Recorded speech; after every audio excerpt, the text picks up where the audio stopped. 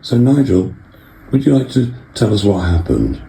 Yeah, on January the 7th, I went to A&E in London at Moorfields Eye Hospital, and after about 3 or 4 hours of different tests and camera scans and the Hess test, things you may have heard of, I was told I had a third nerve palsy, which is a nerve at the back of the eye which controls 3 of the major 6 muscles which control the eyesight.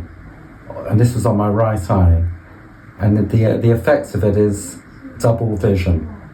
So I was told I couldn't drive for 12 weeks. And I came here to Clive today in desperation because my whole career is dependent on driving.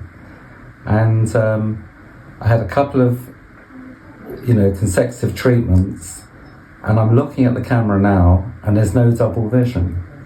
There's maybe a tiny bit not to worry about, but from where I was, I couldn't even walk into a room.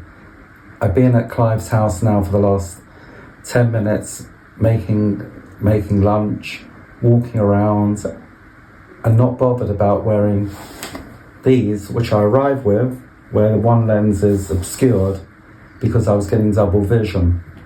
Now I'm completely comfortable, and I've got my depth of focus back, and it's all thanks to one or the other. The Tesla machine, I think that was the one that did the major shift, or the shift chair, the magic chair. Overall, and a bit of vitamin C. Overall, I'm over the moon, and I'm going to drive home if I can find a car. Thank you. Brilliant. Thank you, Nigel. Thank you.